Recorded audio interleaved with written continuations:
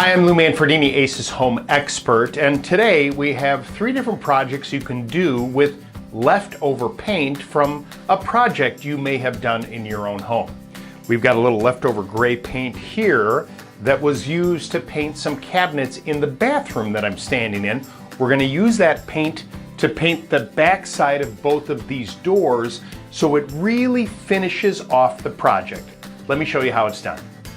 So the doors in this home are actually a hollow core. You can see sort of a wood grain door, and this is a baked on finish that's on the top, but there's a little bit of a sheen to this door. And though we're going to be using some leftover paint and primer in one paint, I'm still a fan of priming a door like this because in a bathroom where the humidity levels can be higher, I just think it's a smart move, and so that's what we're going to do today. I've got a little sanding sponge, and what I want you to do is, this door is in really good shape. It's not like I need to spend a lot of time prepping it, but I just want to take a little bit of that sheen off of the surface of the door, just a little bit. Maybe you can see how I just took a little bit of the finish off there, and use a sanding sponge. This is a medium grit sponge, just to kind of get that off. And we're going to do that over the entire surface of the door. And then because we're not doing too much, this is just a damp rag. That's all it is. The primer that I'm going to use is a waterborne primer, and so it's okay to just do a little moisture. Once you do that, we're just using the damp rag to get any of the dust off of there. And I'm going to do this around the entire surface of the door and the trim, the interior trim of this door that we're going to paint as well. And then we're ready to put the primer coat on. All right, our primer is dry and it's ready to put the finish coat of paint. This is the extra paint we have. It's a little bit of a gray color. And really the same process that I used for applying the primer is what you're going to do with the finish coat. I'm going to go ahead and cut in around the divided panels here, this 6-panel door here, and put that gray paint on. One of the big differences about a finish coat of paint versus a primer is that you get a lot more flow out of this paint. That is really the trick. Now this, as I mentioned, is a paint and primer in one that we're using, so it flows on really well. There's a chance, we'll see, if I can get away with just doing one coat because of the primer coat underneath it. By using the primer, then the finish coat of paint, you get a protective coating that's going to last and look great.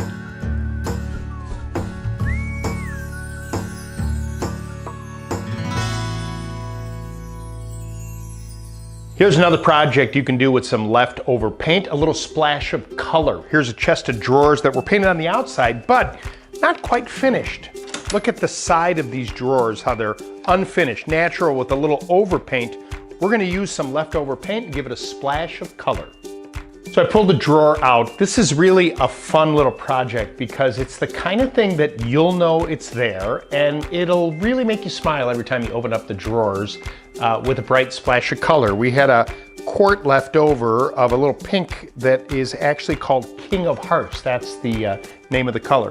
This is a wood drawer. I'm just going to take a little sanding sponge just lightly to sand this down. We don't have to go crazy because remember, this is the inside of the drawer. This is just an accent piece, and just kind of cut that off. Make sure there's no debris that the paint can stick to. And the nice thing about Clark & Kensington is it is a paint and primer in one. You may have to do 2 coats with this color, but just to get it started, I'm going to go ahead and put that on the side and cut that right in there on that edge and work it in. And imagine when this is dry and you've got all the drawers done, when you pull that out, especially if you have some friends over that have never seen this before, they're going to say, "That's so cool." And this is an easy project and just a fun way to use some of that extra paint you have laying around your house.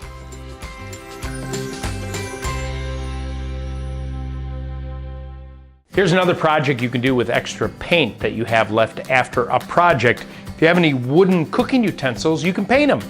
Actually, take painter's tape and place it around the handle, and I'm going to actually paint the portion where you'd grab on, not the cooking part. Use a paint and primer in one. I'd take a sanding sponge and just sort of clean that up a little bit, and then apply a thin coat. You actually may like the look of a thinner coat or a couple coats to give you a beautiful display of wooden cooking utensils.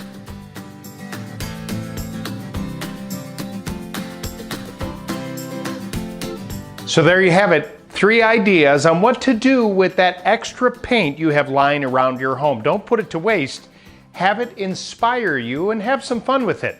Now, if you need more ideas, visit thepaintstudio.com or your local Ace Hardware store. Remember, Ace is the helpful place.